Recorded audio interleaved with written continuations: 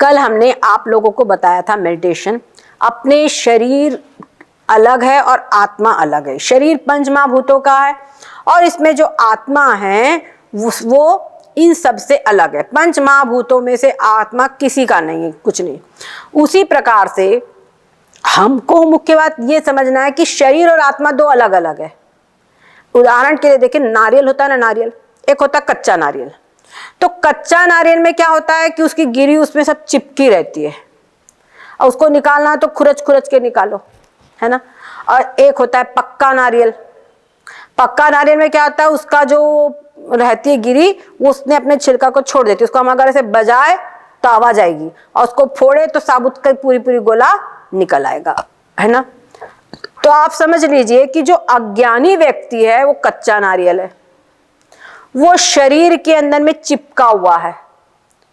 वो शरीर रूपी जो खोल है उसमें चिपका हुआ है और मैं शरीर हूं। चिपकना क्या है, मैं शरीर हूं, मैं खाता हूं, अरे ये मेरा भाई है, अरे मेरी बहन है, इसको कुछ हो गया तो मार चिल्लपो, मार व्याकुलता। स्वजन संबंधी को किसी को कुछ हो गया तो जितना जिसकी शरीर में आसक्ति है घर आदि में, वो उतना ही व्याकुल हो जाएगा, उनकी नींद खराब हो जाएगी। क्या समझे आप? देखिए वही कष्ट किसी भगवत भक्त को आते हैं, भयंकर भयंकर कष्ट, लेकिन वो व्याकुल नहीं होता, ये देखी जाती है। तो जितनी जिसकी संसार में आसक्ति है वो उतना ही व्याकुल होगा, उतनी हैया श्राप मचाएगा। और दूसरे होते हैं जिन्होंने सद्गुरु शरण में जा करके ये बात समझिए कि शरीर अलग है, मैं आत्मा अलग हूं। तो शरीर जो है ये पंच महाभूतों का है और शरीर मुझसे अलग है, शरीर मुझसे अलग है और मैं आत्मा। और उसने अभ्यास करके अपने आत्मा रूप से मैं हूं, इस बात का खूब अभ्यास करके शरीर का त्याग कर दिया है।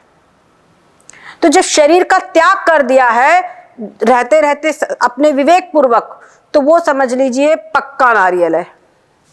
वो क्या है? पक्का नारियल है। उसको अपने आप में समझ में आता कि मैं अलग हूं, शरीर अलग है। शरीर के जन्मने मरने से, शरीर के ऊपर आपत्ति विपत्ति आने से, शरीर के स्वजन संपत्तियों पे कुछ होने से मुझ आत्मा को कुछ नहीं होता है। शरीर जो करता है वो शरीर का, और मैं उसके साथ में कुछ भी नहीं करता हूं। इस प्रकार से उसमें अलग अलग की उसने अनुभूति कर लिया है, अपने को उसने अलग अनुभूति कर लिया है। तो उससे क्या होगा, उसका जो मम पना है वो भी खत्म हो जाएगा। अहम पने के पीछे मम पना है, मैं हूं ये शरीर, तो मेरे द्वारा जो भी मतलब कनेक्टेड है, संबंधित है, उनमें मेरा पना होता है कि ये मेरे हैं। शरीर मैं हूं तो मेरी माता, मेरे पिता, मेरा घर, मेरी संपत्ति, सब में मेरा पना होता है। अच्छा एक चीज और बता दे, ये जो मम पना है, ममता है, इसको भी जरा आप मार्क कीजिए। कैसा है? किसी व्यक्ति ने एक बड़ा सुंदर मकान बनाया, ठीक है, खुद के रहने के लिए। उस मकान के अंदर में कुछ हो गया, गड़बड़, आग लग गई या कुछ भी हो गया, उसको कितनी भयंकर पीड़ा होगी, होगी कि नहीं होगी? पर वही व्यक्ति ने मकान बनाया अपने रहने के लिए, लेकिन उस मकान को उसने सेल कर दिया किसी को, उसके हाथ में उसके पैसे आ गए, रजिस्ट्री हो गई, सब कुछ हो गया। अब उस मकान में आग लग जाए, अब फर्क नहीं पड़ेगा। क्यों? कि पहले उसका मम पना इस शरीर में, इस मकान में था, रजिस्ट्री के साथ साथ मम पना चला गया, तो अब उसको कुछ नहीं होगा। और देखो हमारे घर में हम तोता पालते हैं ना, ठीक है ना, अगर तोते को कुछ हो गया, कुत्ते को कुछ हो गया तो दुख होगा। और हमारे घर में चूहे भी तो रहते हैं, रहते तो हमारे घर में ही हैं। चूहों को कुछ होता तो हमको कोई फर्क नहीं पड़ता, बल्कि अगर आई एक बिल्ली, अरे चलो हमारे घर का एक चूहा कम होगा बोलेंगे, है ना। तो क्या है, कुत्ता भी हमारे घर में रहता है, तोता मैना भी हमारे घर में रहते, चूहा भी हमारे घर में रहते हैं, लेकिन जो उनको हमने मेरा तोता करके पाला है, उनको अगर कुछ होता हमको दुख होगा। और जो ऐसे है वो रह रहे, उनसे हमको कोई ममत्व नहीं है, इसलिए वहां पे दुख भी नहीं होगा। तो ममत्व जो है ये भी एक साइकोलॉजिकल, इसको चेक करिए, क्या समझे। वास्तव में हमारे यहाँ पर कही गई है, एक तो होती ईश सृष्टि यानी ईश्वर रचित सृष्टि, और एक होती जीव सृष्टि। तो ईश्वर रचित सृष्टि का है सारा, पंचभूतों का संसार, पूरी सृष्टि, जो कुछ हमको आंखों से दिखाई पड़ रहा है संसार, वो सब कुछ ईश्वर रचित सृष्टि है। ये ईश्वर रचित सृष्टि दुख का कारण नहीं होती है, ये तो अपना है। अगर दुख का कारण तो सबको दुख देना चाहिए, लेकिन नहीं, जो जीव सृष्टि है, जिसको जीव ने ये मेरा है, ये मेरा है ऐसा मान रखा है, वो जो जीव सृष्टि है वो दुख का कारण होती है, क्योंकि उसके अंदर में मेरा जो है, जिसको मान लिया है, उस एरिया में से कुछ होगा तो उसको कष्ट होगा, है ना।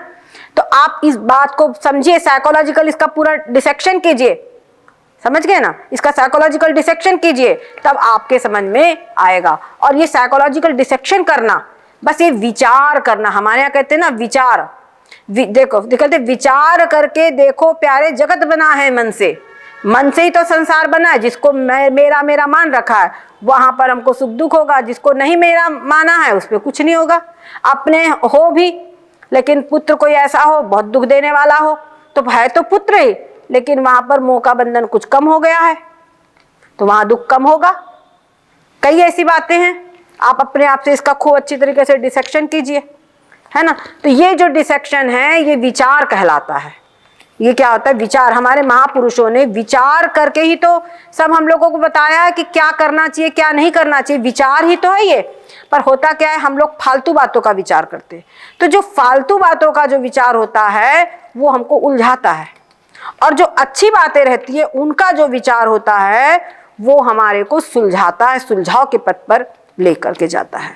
तो अपना जब तक के हमारा शरीर सही है, जब तक के हमारी मन बुद्धियां सब काम कर रही, स्मरण शक्ति सही है, और देखो अपने बुजुर्ग लोगों को कि कैसी कैसी उनकी स्थितियां हैं और उनके दिमाग में क्या हो रहा है। हम अपने गुरु महाराज की बात, हमको बार बार ये बात वो लगती है कि उनकी स्मृति बहुत कम हो गई है। अगर आप जाएंगे तो 3 बार पूछेंगे कि तुम कौन हो, क्या, कहाँ से आए हो, क्या नाम है तुम्हारा, फिर तुम बताओ, फिर भूल जाएंगे, फिर बताओ, फिर भूल जाएंगे। 3-4 बार पूछ लेंगे तो भी उनको याद नहीं रहेगा।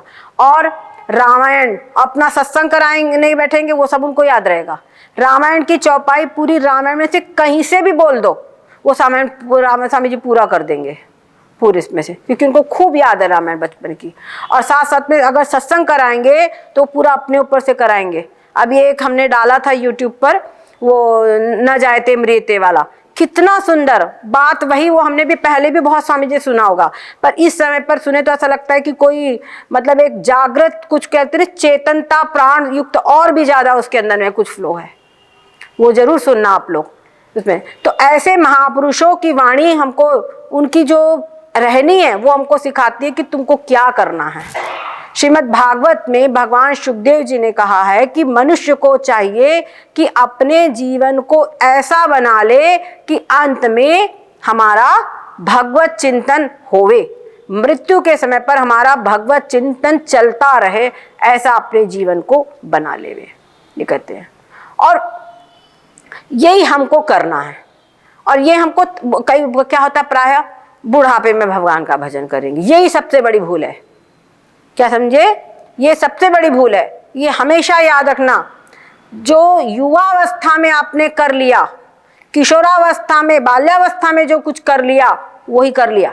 संसार के लोग पैसा कमाने के लिए अलर्ट रहते कि भाई जब हम बूढ़े हो जाएंगे हमको पेंशन भी नहीं मिलेगी, तो उस समय पर हमको जो अभी पैसे कमाए यही हमको काम देंगे, इसलिए खूब पैसा, अभी तक शरीर काम करता तब तक खूब पैसा कमा लो, बुढ़ापे में यही काम आएगा। यही बात भगवत चिंतन में भी है। इस समय पर तुम्हारे हाथ पैर चलते हैं, बढ़िया बुद्धि सब कुछ है, इस समय पर जो कमा लो वही बुढ़ापे में साथ देगा। अगर इस समय पर भगवत चिंतन करने की आदत नहीं है तो बुढ़ापे में भगवत चिंतन बिल्कुल नहीं हो पाएगा। कई लोग होते हैं उनको बोलो हनुमान चालीसा का पाठ कर लो, तो कई लोगों को तो एक पाठ भारी पड़ जाता है क्योंकि उन्होंने कभी किया नहीं है।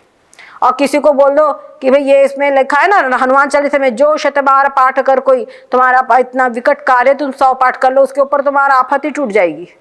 तब बोलना बेटा अच्छा भी तुम 11-11 करके कर लो, 21-21 करके कर लो।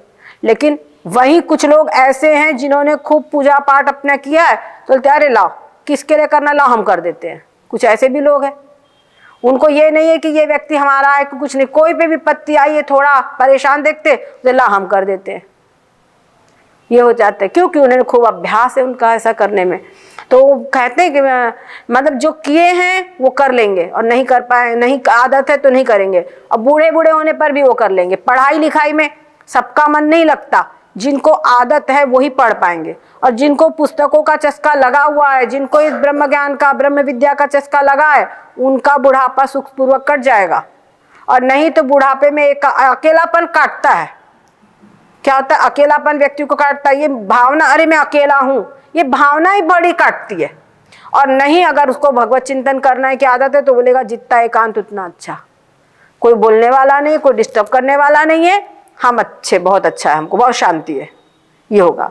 तो और समझ लो घरों के अंदर में कई होता है पुत्र आदि, उनके पास वास्तव में अपना कार्य है, वो पिता के पास, माता के पास भावना रहते भी बैठ नहीं सकते, है ना, उनका काम है, कुछ कर दिए, नौकर लगा दिए, कुछ भी कर, लेकिन बैठ नहीं सकते।